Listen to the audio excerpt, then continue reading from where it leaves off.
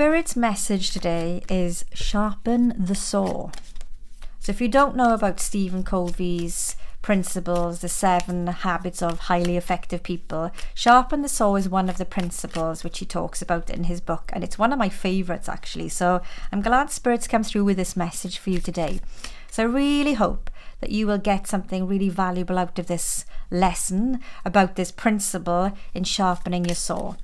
So the fable goes something along the lines of, there is a woodcutter, and the woodcutter starts off their day with a nice sharp saw.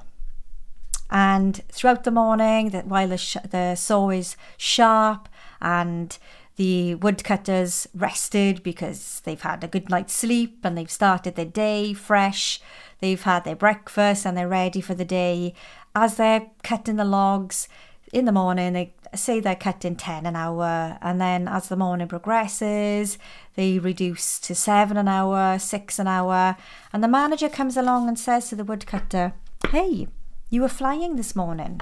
What's happened? Why are your volumes reducing so drastically?" And the woodcutter says, "I don't know. It's the saw. It's just not sharp enough." So the manager says, "Well, have you had a break? And have you sharpened the saw?" And he said, "Well, no, I haven't had time to have a break. You can see the number of the logs I'm cutting now are getting less and less throughout the day."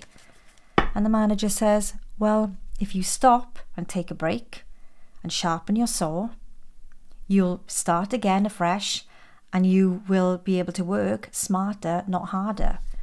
So the moral of the story is to make sure that you take a break and have a rest, because if you keep going and you're like that saw, the more you use, the more tired you become, the blunter you become, and it becomes harder and harder to just do what you're meant to do because you're exhausted and you just haven't got the energy because you're completely depleted of strength and energy to do what you need to do. So breaks are important. Remember to take a break and sharpen your saw.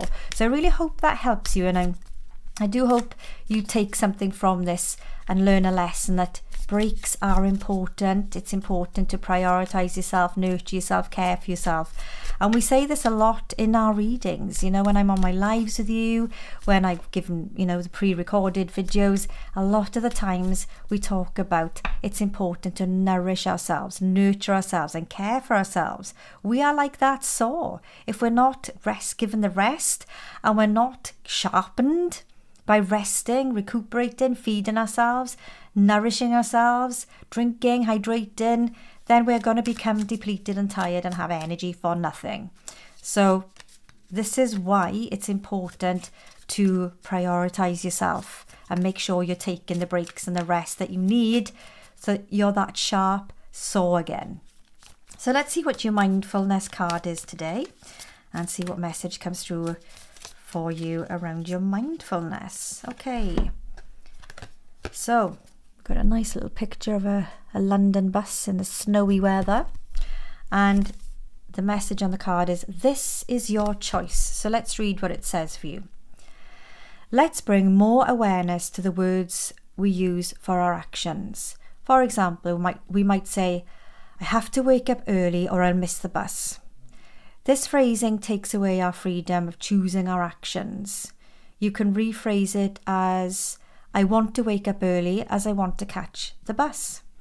When we realise that we are the ones who choose our actions and reactions, we can be more present and responsible towards ourselves and others.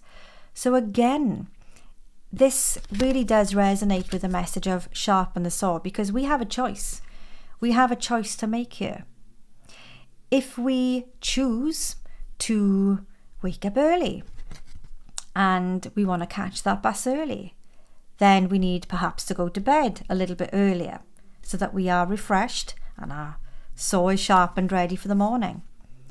But when you realise that you're the one who chooses your actions and reactions, and be more present and responsible towards yourself and others, as in if you feel sometimes in work, in relationships, in friendships, you feel like you've got to give, got to keep going. Oh my gosh, I can't take a break.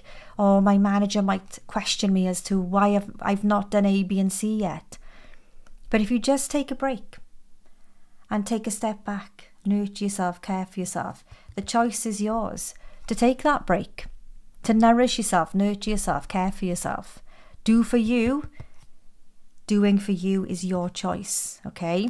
We're allowed to have breaks. We're allowed to rest. We're allowed to rejuvenate and refresh ourselves and hydrate ourselves and feed ourselves so that we've got the strength and resilience to keep soaring. So yeah, the choice is yours.